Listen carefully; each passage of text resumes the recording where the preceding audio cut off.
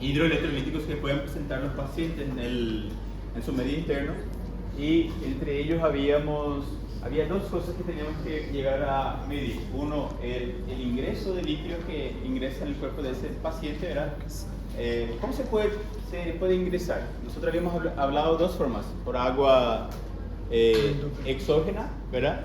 Y por el agua endógena, era por la combustión de los alimentos mediante oxidación. Bueno, pero eso es de forma natural, forma normal, fisiológica. Pero cuando una persona se enferma y no puede comer, por ejemplo, ocurre mucho en cirugía, en trastornos gastrointestinales, donde el paciente no tolera la vía oral y vomita y vomita, entonces el paciente tenemos que ver una forma alternativa. En este caso, la mejor forma es la vía parenteral, que sería por vía endovenosa. Vamos a transfundir a través de las venas periféricas, o también, si es necesario, en caso a venas de la circulación central, como la vena yugular interna, la subclavia, la femoral, o haciendo alguna descubierta venosa de alguna otra vena, ¿verdad? Bueno, ahí se va a transfundir dos tipos de soluciones. Existen dos tipos de soluciones que vamos a ver de acuerdo al déficit que el paciente va a tener. Uno de ellos es las soluciones que son cristaloides, ¿sí? Que son los sueros de elección que vamos a utilizar en pacientes que están deshidratados o pacientes que llegan en hemodinamia inestable en el hospital. ¿Está bien? Sueros cristaloides son los sueros de primera elección, y siempre tratando de cuidar aquellos sueros que sean lo más semejante a la osmolaridad de nuestro plasma. ¿Cuánto era la osmolaridad de nuestro plasma? De 275 a 300, ¿verdad? Milimoles, ¿verdad? 295. Hasta 300 yo les dije en la clase. Que daí tinha literatura 95, né? Entonces, de 275 a 300 milimoles es la concentración de nuestra osmolaridad plasmática. Al decir la osmolaridad plasmática, ¿a qué nos referimos? ¿A la osmolaridad de las células o del torrente sanguíneo? Torrente sanguíneo. Entonces, lo que nosotros medimos y podemos ver en realidad es lo que sería la osmolaridad del torrente sanguíneo a nivel vascular. Es lo que nosotros podemos medir. Podemos solicitar laboratorio, pedir allí una gasometría, ¿sí?, arterial, podemos pedir electrolitos, ¿sí?, y podemos ver eso a través de un análisis de sangre, ¿verdad? Podemos medir entonces de forma directa a través de un laboratorio. Bueno, pero también tenemos que hay electrolitos dentro de las células, entre ellos el potasio, que es más frecuente a nivel celular dentro de las células. Entonces, no hay un método directo para medir ese exceso o déficit de potasio, pero hay formas indirectas. Uno de ellos era el electrocardiograma, ¿verdad? Ahí en el electrocardiograma se puede ver un aumento y un descenso del potasio. Sí, ¿verdad? Entonces vamos a ver allí un descenso cuando hay una hipopotasemia en la onda T. Muy bien. Y lo opuesto, cuando hay un exceso de potasio por hiperpotasemia, vamos a tener entonces una onda T bien elevada. ¿Está bien? Entonces, eso es una forma indirecta de llegar a medir a nivel celular la concentración de potasio. Bueno, entonces, los sueros que vamos a transfundir tienen que ser semejantes a nuestra osmolaridad plasmática. Y a esos sueros, ¿cómo se le va a llamar? Sueros isotónicos, que tienen como objetivo elevar la tonicidad de nuestro volumen, de nuestro vaso sanguíneo, ¿verdad?, del tono vascular, pero que tengan la misma osmolaridad que nuestro plasma. ¿Está bien? Entre ellos había dos sueros más importantes que vamos a utilizar, que ustedes siempre van a ver en los hospitales públicos. Acá, por ejemplo, el suero fisiológico del 0,9% y el Rinker lactato, ¿verdad?, que son lo más semejante a nuestra osmolaridad y que cuando transfundimos no produce alteraciones hidroelectrolíticas. ¿Ok? Bueno, después tenemos aquellos casos donde el paciente tiene un trastorno, no en su osmolaridad, sino un trastorno ya en su presión oncológica por déficit de proteínas, déficit de albúminas o por hemorragias, donde el paciente pierde allí sangre. Sangre también, los glóbulos rojos también regulan la presión oncológica. Entonces, una persona que pierde hemorragia, además de recibir suero fisiológico, que es un suero cristaloide, después tiene que ver para recibir un suero coloide. ¿Está bien? Que tenga la misma, que trate de elevar la presión oncóchica de este paciente. ¿Ok? Bueno, ¿cuáles son los trastornos que podemos llegar a tener?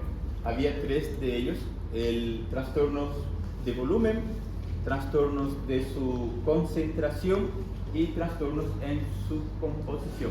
Esos son los principales trastornos hidroelectrolíticos que vamos a tener en estos pacientes que llegan con un cuadro agudo, ¿verdad? Ya sea un trastorno gastrointestinal o otra patología respiratoria, urinaria o de partes blandas. Bueno, trastorno de volumen. Acá hay algo que, en este caso, quien genera este tipo de trastorno es nosotros, prácticamente, el médico. En este caso, la mayoría de las veces se debe a errores en la medicación por exceso o sobrecarga del paciente con soluciones, con sueros de forma excesiva, que acaba produciendo allí una extravasación de líquido hacia el tercer espacio, hacia el intersticio o cavidades que ya existen, ¿verdad? Como en el caso de la cavidad pleural, cavidad peritoneal, cavidad pericárdica, y se va acumulando líquido. ¿Está bien? Eso en forma de transudado. Podemos tener entonces acumulación de líquido en tercer espacio en forma de transudado, que es un líquido semejante al plasma, a nuestro plasma. ¿Ok? Semejante a nuestro plasma. Bueno, pero esto puede llegar a ser grave al punto de que esa acumulación de líquido pueda interferir, por ejemplo, a nivel del aparato respiratorio, con el intercambio de la hematosis. ¿Qué era la hematosis? Troca gasosa. Intercambio gasoso, ¿verdad? Entre O2 y CO2 que ocurre a nivel de los capilares alveolares, ¿verdad? Cuando hay un transudado de líquido ahí a nivel de los alveolos, a nivel intersticial, lo que se genera allí es que no hay una superficie alveolar para que pueda ocurrir un intercambio gasoso, dificultando así la hematosis, ¿verdad? Entonces el paciente empieza a tener dificultad para respirar. A eso se le llama edema agudo del pulmón, y puede ocasionar eso por una sobrecarga de líquidos. Entonces hay que tener cuidado en qué pacientes. Acuérdense en la clase de ayer cuando hablamos de esa paciente de 73 años, ¿verdad? Los ancianos hay que tener mucho cuidado, no solo ancianos, puede ser paciente de 40 o 50 años, pero que tenga un trastorno de insuficiencia cardíaca, también es un paciente que yo puedo matarle o acelerar su muerte si es que yo no cuido ese detalle de la hidratación. No es ahora un paciente colocar un suero y dejar abierto el suero, no, gente, tiene sus medidas que puede recibir, ¿verdad? ¿Cuánto es lo ideal de la hidratación para que el paciente pueda tener una buena diuresis? Mantener una hidratación horaria entre 30 a 50 ml hora, ese es lo ideal. Podemos aumentar, claro, más, dependiendo de la patología de base que tenga el paciente, de la edad que tenga el paciente o si tiene otro factor de riesgo.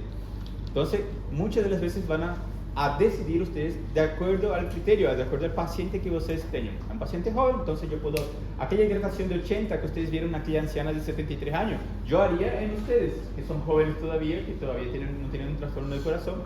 Ahora, si fuese un paciente que fuese joven y ya me dijera, doctor, yo tengo un problema de corazón, soy hipertenso, tengo valvulopatía o una hipertrofia, bueno, en ese paciente ya tendría más cuidado con la hidratación. Eso es muy importante en pacientes como pancreatitis, peritonitis. Pancreatitis, por ejemplo, se tiene que mandar mucho suero. La hidratación tiene que ser mínimo 60 macrogotas por minuto, que es mucho eso, hasta 80 incluso.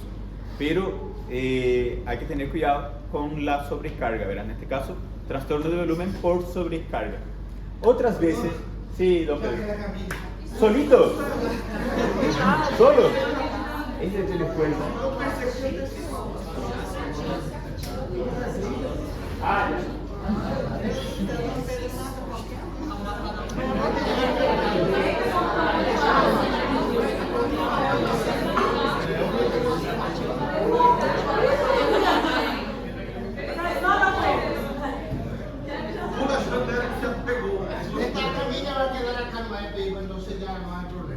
Muchas gracias, don Pedro. Ahí está, Muchas gracias. bendiciones. Si necesitan Muñeco con el compañero si necesita algo de Chile para practicar, doctor. ¿Ah? Si necesita algo para practicar muñeco con el compañero, ya podemos tratar. Ya. ¿Van a hacer algún procedimiento hoy? No. Bueno. Pero sí, la próxima vez solicitar para... Y esta queda para allá. Bueno, Perdón, sí. ¿será que se puede apagar el aire, por favor? Le pido para que disminuir la sesión. Bueno, y después vamos a abrir un espacio acá y vamos a hacer el vestimenta, ¿sí? La vestimenta del quirófano. Bueno, digamos. Uno es un error médico, sobrecarga de volumen. Ahí está. Otro detalle que puede suceder que yo puedo generar es que a veces yo no mando mucho suero. Por ejemplo, un goteo de 30 ml hora. Eso es algo para una persona estable. Por ejemplo, un paciente que se va a operar de una cirugía programada, 30 ml hora ya está suficiente. Pero si ese paciente tiene un síndrome nefrótico, una insuficiencia renal y su riñón no está dializando y no está eliminando, está con una oliguria ese paciente, y entonces si su riñón no está funcionando bien y yo le mando, por más mínimo que sea la hidratación, voy a hacer una sobrecarga. Entonces hay algunos pacientes que yo tengo que hacer una diálisis o por lo menos utilizar fármacos como diuréticos para tratar de ayudar a eliminar ese líquido en exceso que está en el paciente. ¿Se entiende? Entonces hay que tener cuidado, investiguen en sus pacientes, ¿verdad? Yo a veces en un paciente que viene con una peritonitis, ¿por qué yo voy a pedir un perfil renal? No es porque yo quiero hacer diagnóstico de peritonitis, sino que yo quiero saber cómo está su riñón de ese paciente, si ya está con alguna insuficiencia renal o si está ya con algún trastorno. Voy a ver en valores de la creatinina si está elevada o de la urea. En estos casos yo ya tendría más cuidado y usaría también un diurético si es que el paciente tiene un trastorno. ¿Está bien? ¿Cómo voy a saber? Tengo que sondar al paciente, sonda vesical, que ayuda a medir la diuresis horaria de esos pacientes.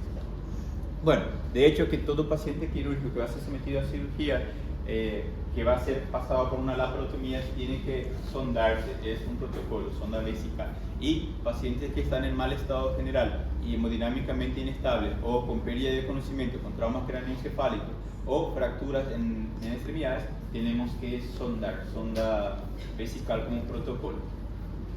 Quemados también, gran quemados también, hay que, a veces parece drástico, el paciente dice, no, pero yo puedo levantarme. No, hay que sondar porque hay que medir la diuresis horaria de ese paciente. Es muy difícil que el paciente colabore yendo allá a orinar y juntar su orina, ¿verdad? Entonces, es mejor sondar, ya vemos la medida de la diuresis. Bueno, esos son los trastornos. ¿Qué se puede generar entonces por la sobrecarga o por trastorno de volumen? Dos trastornos principales, el edema agudo de pulmón y la insuficiencia cardíaca congestiva. Se puede generar, ¿está bien? No se olviden de eso. Les puedo pedir en forma de cita y también les puedo preguntar en qué situaciones se puede producir un trastorno de volumen, ¿ok? Bueno, después tenemos los trastornos de... Doutor, só fiquei com uma Sim. dúvida. O paciente, vamos supor que é uma cirurgia programada, e você já sabe desse histórico que tem esse risco. Quanto que você iria infundir de soro? Porque o normal é de 30 a 50 ml. Você iria infundir quanto nesse paciente? ¿Qué paciente? Esse ¿Cuál? paciente que, não sei, um problema renal, Si cardíaco. no tenemos un paciente con trastorno renal, primero que no vas a hacer una cirugía programada sin corregir su trastorno renal. No va a pasar nunca esa hipótesis en tu... A no ser que sea un cuadro agudo. Ahí vos tenés que operar, es Sí una o sí, cirugía vamos electiva. por. Ahí, ya, ahí tu riñón, o se opera o no opera, el paciente va a morir si no opera. Sí. Entonces vos tenés que tratar de corregir ese trastorno renal, ya siendo un diurético, tratando de que el paciente tenga una diuresis o una diálisis. Pero no debe de esperar la cirugía. Si el paciente tiene un cuadro agudo grave, hay que operar y después se puede ver la diálisis. ¿Se entiende? No, ahí ya hay dos trastornos. Ya di un ejemplo de una cirugía electiva. Nunca va a suceder ese caso de cirugía electiva con un trastorno renal. Primero se corrige el trastorno y cuando esté en mejores condiciones se opera. Porque es un cuadro electivo, no es de urgencia. Ahora los cuadros de urgencia, ahí no. Si ustedes pueden con un diurético, una furosemida o una espironolactona mejorar la diuresis, perfecto. Si no mejora con eso, ahí diálisis. Pero no debe de esperar un paciente, mañana recién voy a hacer una diálisis o después de mañana consigue un turno. No debe de esperarse la cirugía. Es un paciente grave, va a operarse y después va a terapia ese paciente. ¿Se entiende? Sucedió muchas veces ese tipo de situaciones. Otras veces es el propio médico quien ocasiona la falla renal del paciente. Sucede mucho en pancreatitis aguda. Por ejemplo, ¿cuál es el protocolo de la pancreatitis aguda potencialmente grave? Hay que realizar una tomografía con contraste oral y endovenoso.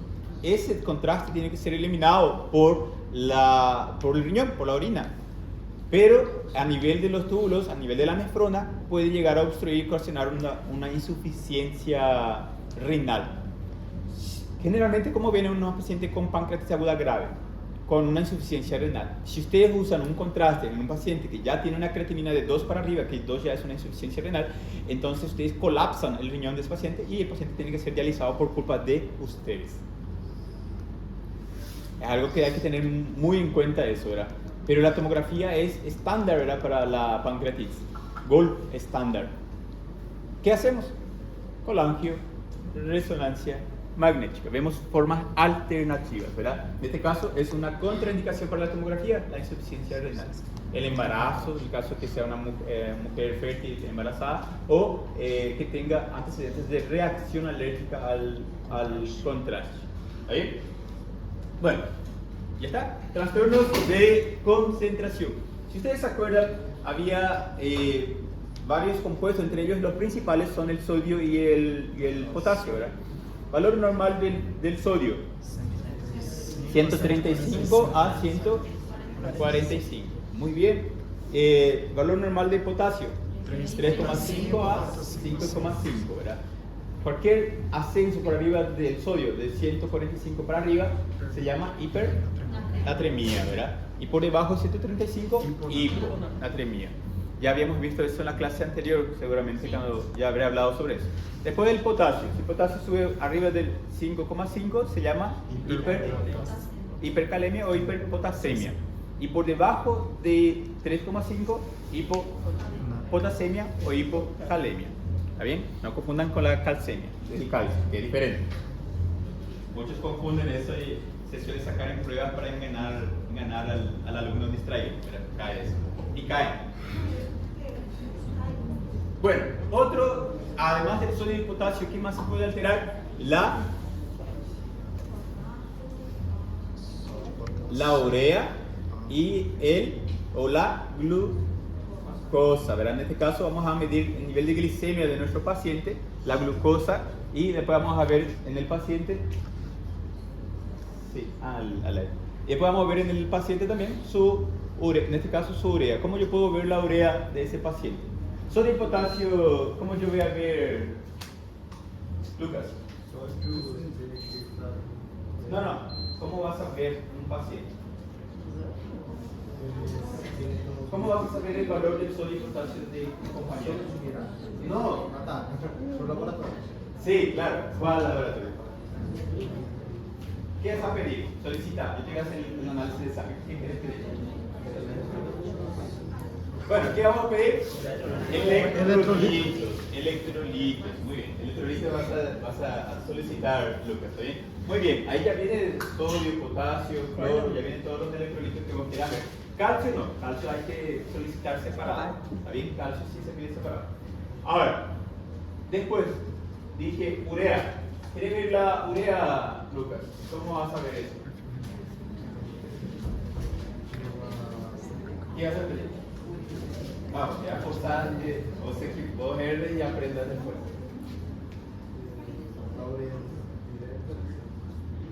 Elías.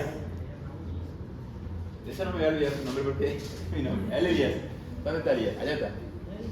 ¿Qué vas a pedir para ver tu urea? Perfil renal. Ahí viene la urea y la creatinina, ya viene ahí, ¿verdad? Muy bien. Después, ¿quieres ver la glucosa? Eso se puede hacer. Se puede hacer aquí por el hemoglucotest, ¿sí? O se puede pedir una hemoglobina glicada y ahí va a salir el valor de la glucosa en la sangre. Bueno, con un glucómetro se puede ver el nivel de glicemia de ese paciente. Es muy importante en los diabéticos, ¿está bien? ¿Qué produce la elevación de la glucosa en la sangre? Aumento de la presión osmótica, ¿verdad? Glucosa aumenta, presión osmótica aumenta. Vamos a llamar, presión osmótica es como un imán ahora. Si yo aumenté la glucosa, la presión osmótica a expensas de la glucosa, entonces el metal, que es el agua, va a ser atraído por ese imán que es la presión osmótica, va a ser pushado. ¿De dónde va a salir esa agua?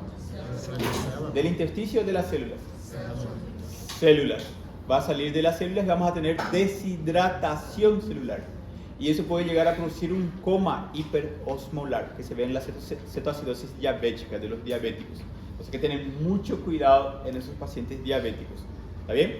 O si no es diabético, por ejemplo, vamos a suponer que yo tengo un paciente que yo tengo una osmolaridad baja y yo dije, vamos a usar glucosado. Solo que en vez de eso yo sé un suero muy hipertónico, como el suero glucosado al 10%. El suero glucosado al 10% es mucho más elevado que nuestra presión osmótica. Si yo le sobrecargo con eso y no cuido esos detalles, o no mido su glicemia después, yo voy a aumentar y voy a ocasionar una deshidratación celular en ese paciente. Otro detalle, va a tener tanta glucosa que el riñón va a empezar a eliminar ese exceso de agua, porque las arterias aumentaron la presión porque empezaron a pushar agua, subió el volumen de la volemia del líquido, entonces hay una sobrecarga, la presión arterial aumenta, la frecuencia cardíaca aumenta, ¿y qué pasa? Entonces el riñón, hay exceso de agua, vamos a eliminar y a través de un proceso de diuresis osmótica empieza a evacuar una orina acuosa, ya agua así en grandes volúmenes y en varias oportunidades, ¿está bien? Se llama diuresis acuosa. Es aquella orina transparente, cristalínica, prácticamente parece que tomó agua y salió agua, así. Si yo le sobrecargo de suero glucosado y muy hipertónico, ¿está bien?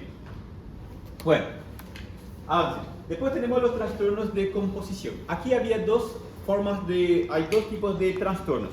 ¿Cuáles son los dos tipos de trastornos, Julien?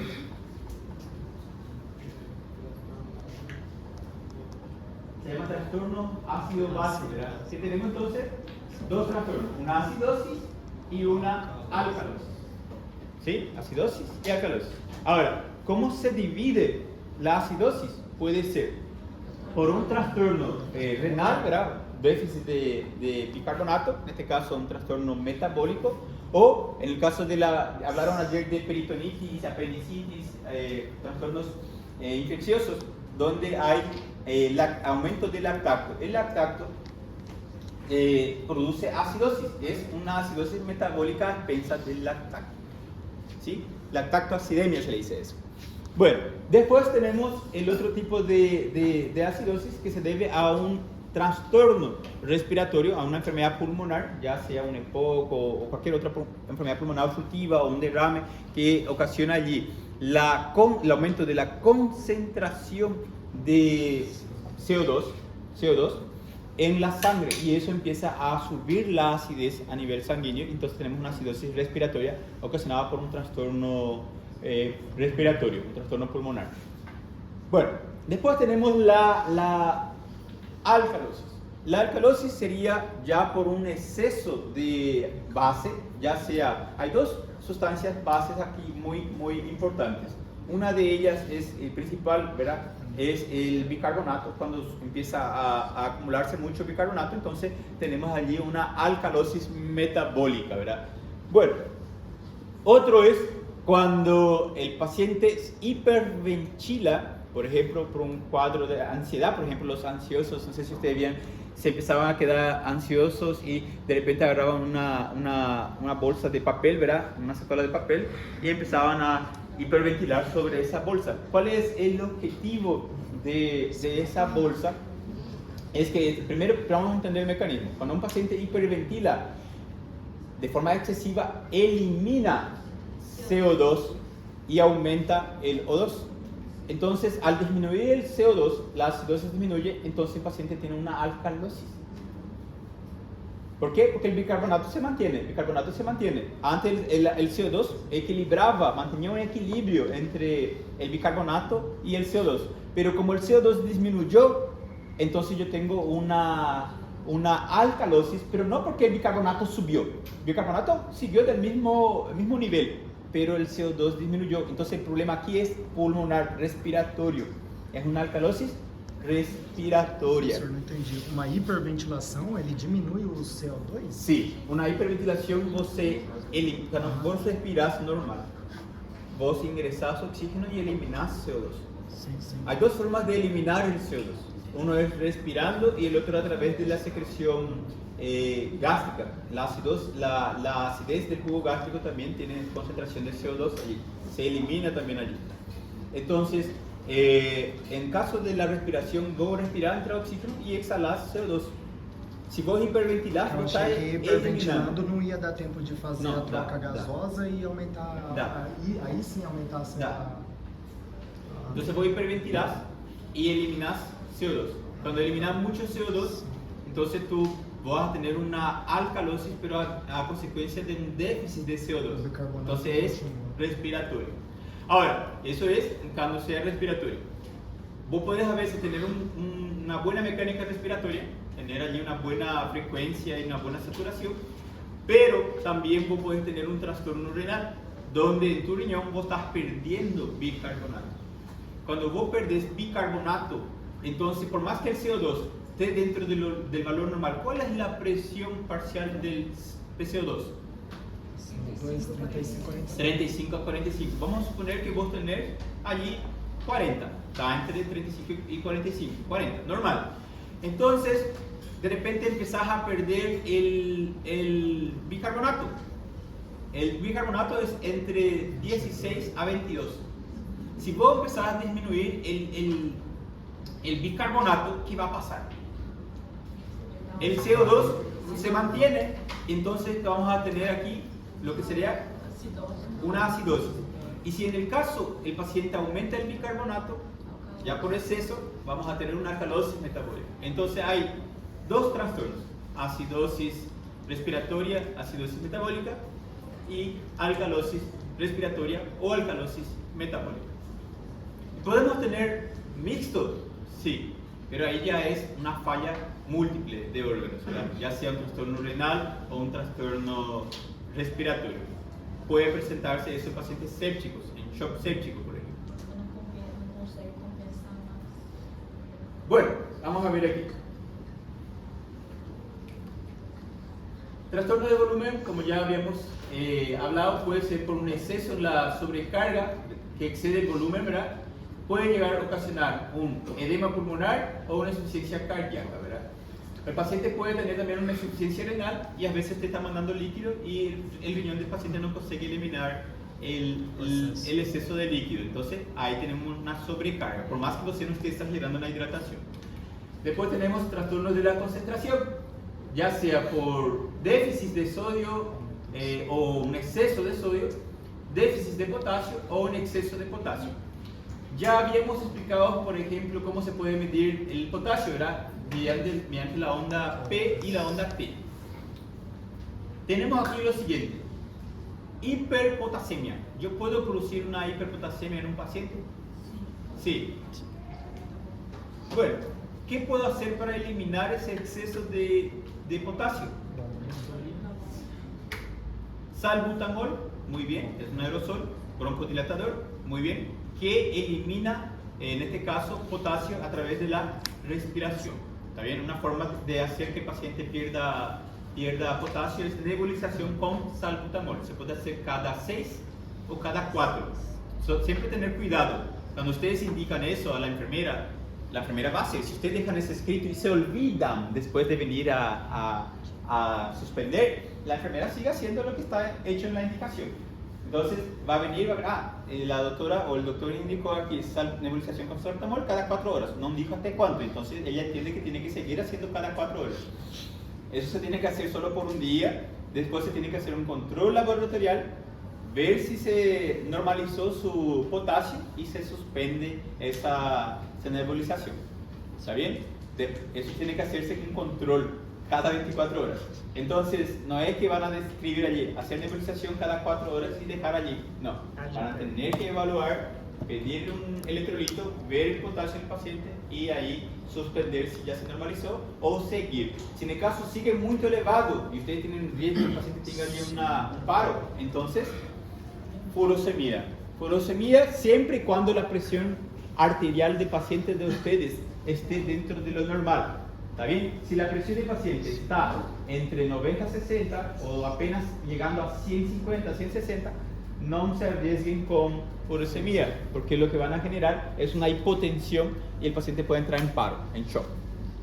Entonces hay que tener mucho cuidado, no es solamente, el doctor dijo furosemia, perfecto, vamos a hacer furosemia. No es así. Miren la presión del paciente, la presión arterial del paciente. Bueno, en el caso de la hipopotasemia se le puede mandar potasio.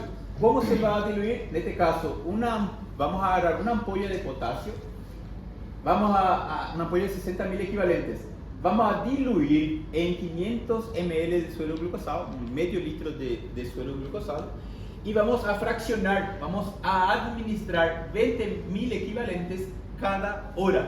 ¿Está bien? Y esto siempre con monitorización por electrocardiograma del paciente para ver cómo está el potasio. ¿Está bien? Para ver la onda T y la onda C. Entonces, vuelvo a repetir, esto es también muy importante, gente, cuando ustedes van a mandar potasio ustedes tienen que tener cuidado, potasio mata. Entonces no es un joguinho esa parte aquí del potasio. Incluso aquí el salbutamol y la furosemia también son peligrosos, pero mandar potasio es peor todavía, porque puede matar rápido a ese paciente. Entonces, se agarra una ampolla, es grande la ampolla de potasio, 60.000 equivalentes. Agarramos un suero, se agarra esa ampolla, se coloca en el suero y se diluye. Después van a tratar de mantener una hidratación que vaya 20.000 equivalentes en hora, cada hora. 20 en una hora, 20 en una hora, 20 en una hora. Se fracciona en 3 horas. ¿Está bien? Bueno. Y en el caso de la hiponatremia, siempre van a mandar sueros que son cristaloides o isotónicos. ¿Está bien? Un poquito más hipertónicos o isotónicos, que sería lo normal. No se desesperen con eso, se va a normalizar. Yo suelo usar Rinker lactato para elevar el nivel de concentración del sodio. ¿Está bien? Rinker lactato. Bueno, trastornos de composición. Acá tenemos. E a insulina na hiperpotassemia? A insulinoterapia para diminuir também o potássio. Puede, pero en este caso tenés que cuidar tu glucosa Glucosa, también. ¿no? Sí, tenés que ver vos la glicemia de tu paciente si vas a hacer una insulinoterapia. Si tu glicemia está baja, vos haces insulina. Porque vai junto, né? A Sí, glucose vai- no podés hacer, entonces tenés que tener cuidado. Por eso muchos no usan. Esa vez, yo particularmente no usaría. O si usaría, ¿verdad? Pediría gente una vê muito evaluación. acidose ¿Cómo diabética. esto es un trastorno del medio interno? Es un trastorno clínico. Él dijo, vamos a hacer insulina, que la insulina puede disminuir el potasio, ¿sí? Pero hay un detalle, si su glicemia del paciente está bajo, ustedes van a hacer una disminución de la presión osmótica de ese paciente. Lo que van a generar es un edema celular, lisis, que también es grave. Entonces hay que tener cuidadito. Si vas a hacer eso, entonces puedes hacerla con la administración de un suero glucosado al 5%, no al de 10%, que es muy hipertónico. De preferencia hay dos sueros glucosados, el de 5% y el del 10%. Yo nunca usé el del 10% y espero nunca usar. Siempre uso el del 5%. Y tampoco dejo un día entero con suero glucosado al 5%. Hago intercalado, hago suero normal, medio litro de suero glucosado, después suero normal. Así voy intercalando y control de glicemia cada 6 o 12 horas. ¿Se entiende eso? Entonces es arriesgado, gente. Tiene que estar constantemente el médico allí con el paciente. Por eso se dividen los médicos en médico de urgencia, plantón de urgencia, donde él solo queda en la urgencia, médico de sala, donde él solo evalúa a los pacientes que ya fueron operados o que se van a operar en salas de cirugía. Y después en quirófano, que se encarga de eso, no es el cirujano, es el anestesiólogo, que también tiene que dominar esta parte. Anestesiólogo tiene que dominar esto. El cirujano no tanto, porque no es algo quirúrgico eso, es algo clínico. Quien tiene que regular eso es el clínico. Entonces, si ustedes van a ser clínicos, ustedes tienen que dominar esto, no yo. Yo hago porque me gusta, ¿verdad? No me gusta llamar al clínico para pedir estas cosas porque yo ya sé hacer. Pero si ustedes no quieren hacer, bueno, llama al clínico. No es mi área, ¿verdad? El tipo viene un paciente con una fractura de fémur. Yo no soy traumatólogo, llamo al traumatólogo, que se vire el traumatólogo. ¿Se entiende? Así como el clínico, un abdomen agudo quirúrgico, que se vire el cirujano, llama al cirujano. Así es, siempre de acuerdo a su área. Bueno, cierto. Acá está, valor normal del pH 7,35 a 7,45. Por debajo de 7,35 vamos a tener unas ácidos. Por arriba de 7,45 unas álcalos. Entonces siempre cuando ustedes quieren ver si el paciente está con una acidosis y una alcalosis, mirar el pH de la gasometría arterial de ese paciente. PCO2 entre 35 a 45, ¿ven? Semejante, 35 a 45 litros mercurio. Y el bicarbonato entre 22 a 26, incluso hasta 16 se puede llegar a bajar. Pero hay que tener mucho en cuenta que este paciente que tiene trastorno de bicarbonato no sea un paciente con síndrome nefrótico o un trastorno renal. Y hay formas de compensación. Aquí es donde cuando tenemos un déficit, por ejemplo, del aparato respiratorio, entonces el aparato renal puede compensar. O cuando yo tengo un trastorno renal, el aparato respiratorio puede compensar. Se llama mecanismo de compensación. Aquí pasa algo importante. ¿Se acuerdan de la gasometría que vimos ayer? Estaba 7,41, 40, ¿verdad? Estaba con pH normal, pH normal, pero él tenía un trastorno que era una acidosis metabólica. ¿Y por qué acidosis si estaba su pH normal? Estaba compensado ya. Yo puedo decir que tengo una acidosis porque el bicarbonato de aquella paciente estaba bajísimo. ¿Se acuerdan? Y el PCO2 empezó a disminuir para tratar de equilibrar y mantener un pH de 7,40. ¿Se entiende? Entonces, allí, por más que el pH estaba normal, yo ya podía decir, esta es una acidosis metabólica que ya se compensó. Pero eso no quiere decir que está bien, ¿verdad? Tenemos que corregir ese trastorno del bicarbonato o del CO2 de este paciente, ¿ok? No se olviden de eso. Bueno, vamos a tener entonces, ¿cómo podemos, en la hiperventilación, como dijimos acá, José, vos hiperventilás, eliminás CO2. Entonces vos tenés una disminución del CO2 al hiperventilar. Si você hipoventila, vamos a suponer que el paciente está intubado y você no abrió mucho el oxígeno o vos no regulaste el ciclador es que mantiene el pulmón con la respiración, con la oxigenación. Si vos no regulaste y manteniste una regulación muy baja, entonces él hipoventila. ¿Qué va a pasar con el CO2 de ese paciente? Se concentra, aumenta. ¿Está bien? Ahora, el riñón también puede compensar. El riñón puede reabsorber el bicarbonato, ¿verdad? En este caso solo eliminar líquido y reabsorber bicarbonato. Vamos a tener un aumento de esto. Vamos a tener entonces una alcalosis. Trata de compensar porque el bicarbonato es una sustancia base en realidad, neutra, más para alcalino que para ácido. Y el CO2 es una sustancia ácida. Si aumenta mucho el CO2, vamos a tener mucha acidosis. Sin embargo, si el bicarbonato aumenta mucho, vamos a tener una alcalosis. Ahora, podemos también tener un trastorno renal, ¿sí? Con una insuficiencia donde hay pérdida de bicarbonato. En este caso yo voy a tener, como el bicarbonato disminuye, voy a tener una acidosis. Y acá vemos, acidosis metabólica y alcalosis metabólica. Vamos a empezar por trastornos metabólicos, después vamos a ver el aparato respiratorio. ¿Está bien? En la acidosis metabólica, ¿qué vamos a tener como complicación? Miren, retención de ácidos fijos o puede ser por pérdida de bicarbonato. ¿Qué quiere decir retención de ácidos fijos? En este caso por lactato, por ejemplo. ¿Se acuerdan que en la peritonitis, ayer intentaron explicar un poquito de eso?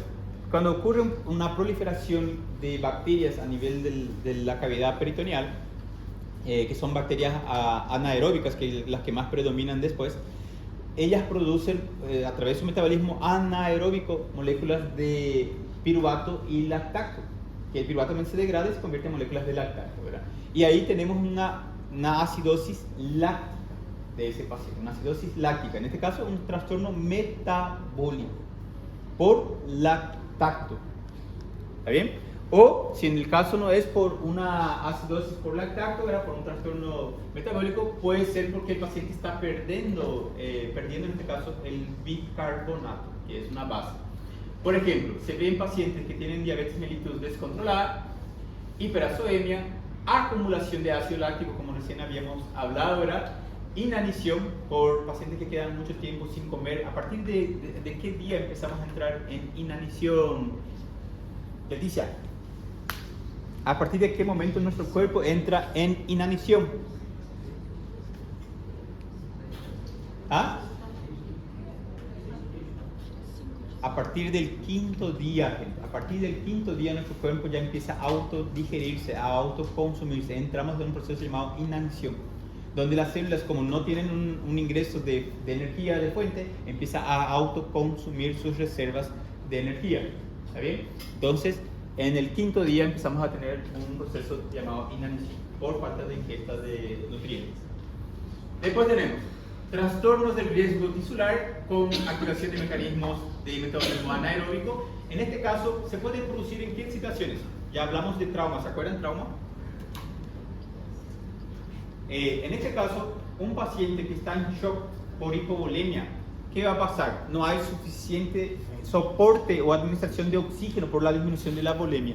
Entonces las células, para no morir por el déficit de oxígeno, porque el oxígeno es un combustible que se necesita para el metabolismo aeróbico, como no hay oxígeno por el shock, entonces entramos las células cambian su metabolismo a un metabolismo anaeróbico.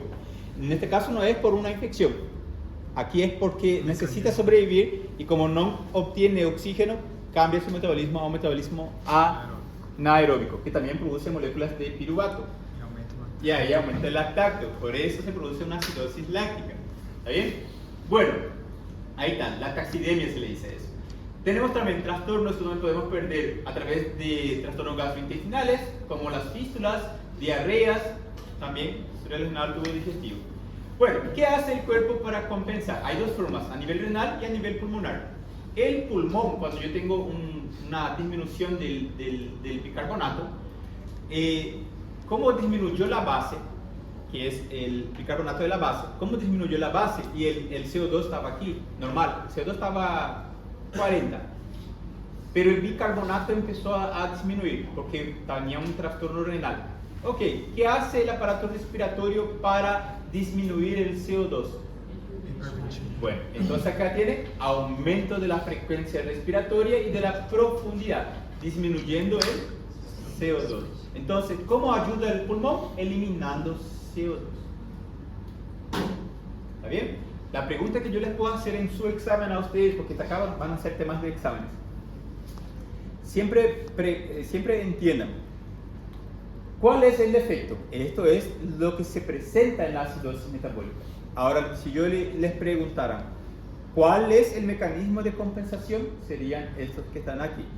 Yo voy a ser bien preciso con la pregunta que les voy a hacer a ustedes, porque después no quiero que en el día del examen me estén reclamando, doctor, pero allá decía también que el pulmón tenía un aumento de la frecuencia respiratoria, había una disminución de CO2. No, yo estoy hablando, ¿qué le caracteriza a la acidosis metabólica? Que es esto, el defecto de la acidosis. ¿Qué le caracteriza a la acidosis? Yo no pregunté o no hago preguntas de cómo se compensa. Si yo voy a hacer una pregunta, sí voy a hacer una pregunta aparte, donde yo pregunto cuál es el mecanismo de compensación en un paciente con acidosis metabólica. Ahí va a ser estas respuestas aquí. No sé si están entendiendo lo que les estoy queriendo decir, porque ya tuve parciales anteriores donde alumnos rindieron, ¿verdad? Yo puse varias de esas situaciones aquí. Pero también está en el slide, está así, en el libro también está así. No, estas son formas de compensar. No es la definición en sí de la acidosis metabólica.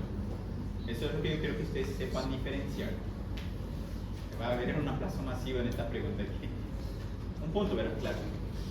Bueno, el riñón trata de, en este caso, después que tenemos una acidosis metabólica, el riñón trata de, por lo menos, parar de eliminar bicarbonato y retener lo máximo que se puede y eliminar lo que se puede en sales ácidas.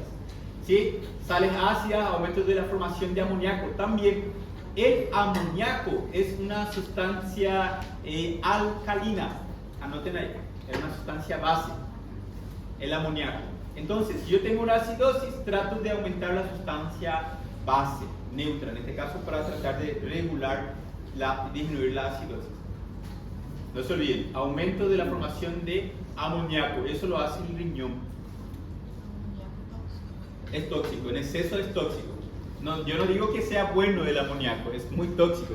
¿Saben dónde se produce también amoníaco? Que hay que tener mucho cuidado porque produce una encefalopatía por intoxicación. Es en las hemorragias. Yo les hablé ya de divertículos, ¿verdad? Hablamos de hemorragia, sangrado, que los divertículos pueden sangrar, tener hemorragia, ¿verdad? Yo no enfoqué tanto en la hemorragia, porque vamos a tener después, más adelante, un tema solo de hemorragias digestivas altas y bajas. Pero cuando un paciente tiene sangrado por una úlcera o una varices del esófago o una úlcera del estómago, tiene una hemorragia digestiva alta. Esa sangre va pasando por el duodeno, yeyuno y va pasando por el proceso de digestión. Entonces, mediante la fermentación de la flora bacteriana intestinal, la sangre se va degradando y se va convirtiendo en hierro. El hierro se degrada y se convierte en amoníaco, en altas concentraciones. Y tenemos ahí entonces mucho amoníaco en el colon. Y en el colon es donde se absorbe todo ese amoníaco. Y el amoníaco, cuando se eleva mucho, es tóxico para nosotros. Pasa la barrera hematoencefálica y acaba produciendo una intoxicación, una encefalopatía por intoxicación por amoníaco. Eso es grave. Yo tuve una vez un paciente que tenía una varices, ¿verdad? Del esófago, tuvo hemorragia digestiva, vomitó sangre. Llegó al hospital, hipotensó un poco, le hidraté, le compensé, pedimos su laboratorio, su hemoglobina estaba entre 10, era un paciente joven, entonces tranquilo, mantenimos la calma. Estaba el paciente hablando, así, no, primera vez que me pasa esto, y bueno, estábamos ahí tranquilos, estaba estable, presión se normalizó, frecuencia normal, estaba allí, muy bien, estaba hablando.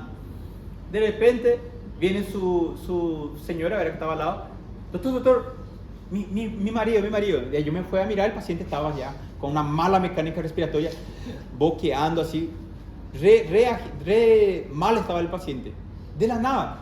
Yo dije, no puede ser, si recién estaba estable, ¿verdad? ¿Será que volvió a resangrar? ¿O qué pasó, verdad?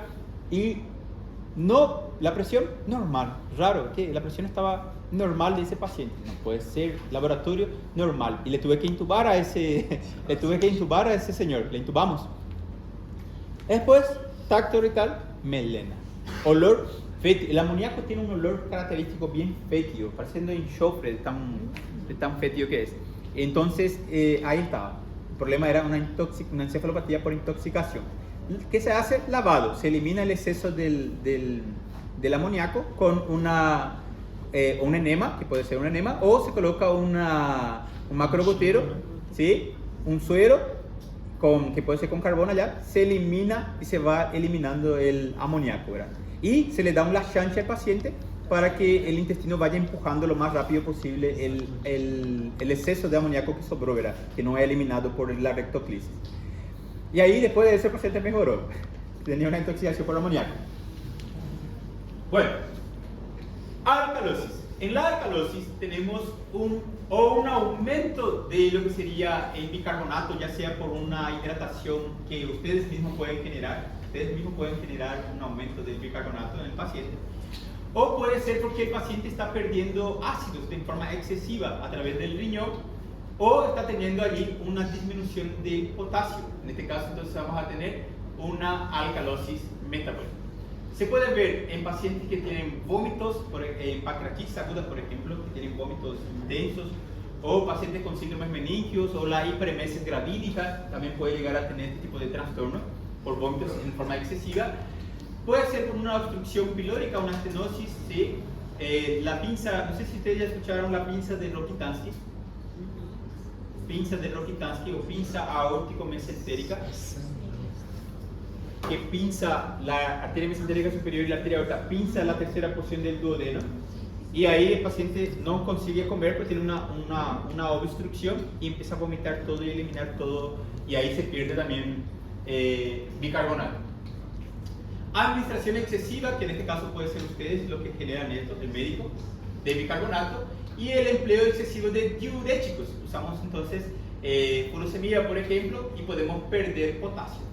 Entonces, si perdemos mucho potasio, tenemos una alcalosis metabólica. Podemos generar eso, ya sea con diuréticos o por administración excesiva de bicarbonato. Después tenemos cómo compensa el cuerpo de este paciente cuando ya tiene una alcalosis metabólica. El pulmón disminuye su frecuencia respiratoria para tratar de concentrar el CO2, que es ácido, ¿verdad? Si en este caso, al aumentar el CO2, va a disminuir la alcalosis, porque es un ácido, el ácido neutraliza esta alcalosis. Y el riñón trata de eliminar el bicarbonato y trata de conservar los ácidos que son fijos, sales biliares. También se puede perder ácido por el tubo digestivo, sí, a través de la bilis. Sales biliares se llaman en este caso.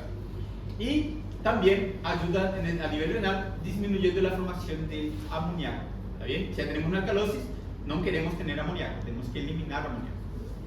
Y de esa forma compensamos un trastorno con acidosis metabólica. Bueno, están durmiendo ya ustedes. Un intervalo entonces de 15 minutos y después continuamos. ¿Quién quiere ver su nota? Le muestro en el intervalo.